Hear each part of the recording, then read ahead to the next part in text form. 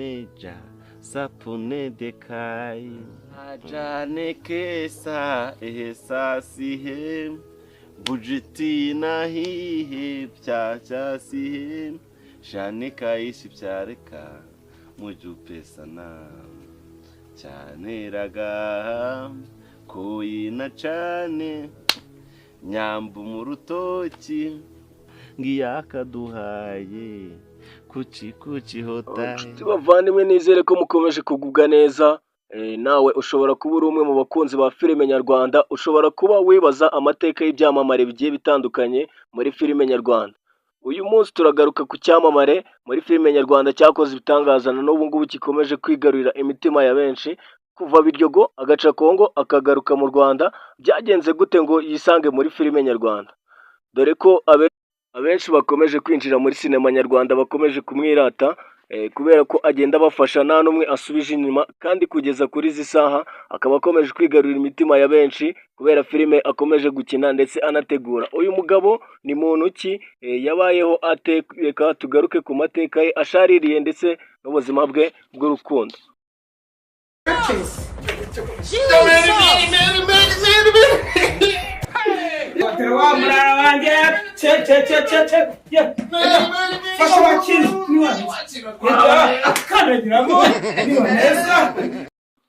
Mwite Kiramani, izina ry'akabyiniriro. Amazina yiswe n'ababyeyi ni Niyonshuti Yannick.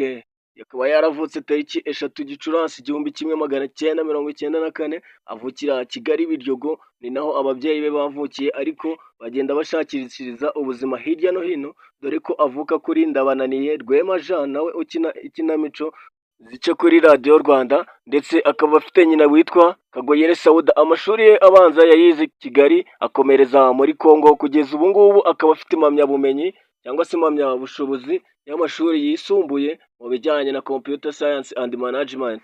Kiramani akirangiza amashuri ubuzima bwaramugoye. Nyuma yaho nibwo yaje kubona umuntu umutiza mudasobwa, atangira icyo bita studio, acuruza filime ndetse n'indirimbo atangira bityo.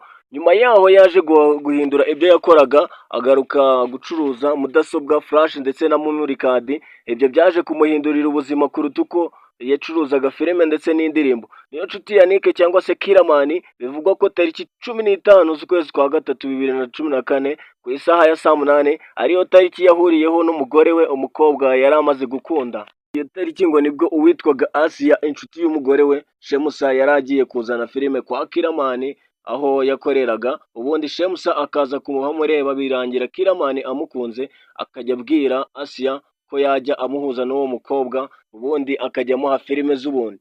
Kiramani yaje kubwira Asia, kubwira Shemusa ko amushaka, ko hari icyo yifuza kumubwira. Shemusa guhura na Kiramani, Kiramani yaje kumubwira ko amukunda. Shemusa aramuhakanira. Kiramani we yakomeje abwira Shemusa ko amukunda, kabone nubwo we atamukunda. Nyuma yaho gato Asia yaje guhamagara Kiramani, amubwira ko Shemusa atigeze amuhakanira kubera kumwanga, ahubwo ngo yari ari mwigerageza. Igerageza yatsinze ku kigereranyo cya 70%. Ikindi amukunda, igisubizo ari yego. Uwo munsi Kiramani yumvishe ari mu yindi si, cyangwa se agiye mu yindi si. Bivugwa ko 2015 nibwo Kiramani yafashe umwanzuro wo gushyira umuhoza Shemusa mu rugo. Icyo gihe Shemusa yari atwite, abyara muri 2016. Ubuzima buza gukomera kuri Kiramani, afata umugore amwoherereza iwabo, ariko agakomeza amwitaho n'umwana we. Muri ubwo buzima nibwo Kiramani yatangiye urugendo rwe rwa sinema nyarwanda, cyane ko nawe atarazi ko afite iyo mpano. Kuba byibuka neza, Kiramani yagaragaye muri filime bwa mbere, filime za Nyakso. Icyo gihe niho yatangiye kugaragara muri sinema nyarwanda, aho yari yagiye kureba Nyakso aho bari gushutingira cyangwa se bari gukinira filime nk'abandi bose. Bari baje gushungera, biza kurangira bamwifashishije kubera ko hari role yari yabuze uyikina. Bityo ndi kugira ngo nkubwire, wampembaga 15,000 ukabimpemba haciyemo amezi 2 kandi narakoreye mu kwezi kumwe. Ndi kugira ngo uje urampemba 100,000. mwifashisha aza kubikora neza, nuko yatangiye kugaragara muri filime nyarwanda, muri filime za Nyakso. Ubwo inshuti ze zamubonaga muri filime zamuteye akanyabugabo, zimubwira ati wabikoze kandi niyo mpano yawe, Ibyo byatumye ajya kureba umujyanama wa Nyakiso amusaba ko nawe yamushyira muri timu, bitewe n'impano rero uwo mujyanama yari yamubonyemo, nawe ntiyazuyaje kuba yamushyira muri timu, atangira kugaragara muri filime zimwe na zimwe zigiye zitandukanye, akina umwaka wose adahembwa. Aho ngaho yaje kubibona ukuntu adahembwa, akinnye umwaka wose adahembwa, bituma atangira gushaka uburyo nawe yakina ku giti cye. Ku ikubitiro akina iyitwa The Major. Iyi filime yaje kumubera amahirwe ku buryo yatumye ashaka uburyo agarura umugore mu rugo. Amaze kubona ko gukina filime ndetse n'urwenya abibasha, yahise afata icyemezo cyo kubitandukanya, agakina filime ukwazo ndetse na komedi ukwazo. Ahita ashinga channel ayita Big Mike icaho urwenya, akora indi ayita Kiramani Empire anyuzaho filime. Icyo gihe nawe yabonaga ko bishoboka kandi abishoboye. Si izo gusa, afite indi bita Kingdom, niyo we n'umudamu we bakunda kuganiriraho n'abakunzi babo. Wa none Kiramani ni umwe mu bantu bahagaze neza muri sinema nyarwanda, dore ko afite filime zikunzwe mu Rwanda nka My Heart, akaba ari filime ikunzwe na benshi isohoka buri munsi, kandi dusangamo abakinnyi bandi b'ibyamamare nka Dr Nsabi wisesiye imitima y'abanyarwanda, haba abana, abasore, abakecuru ndetse n'abasaza.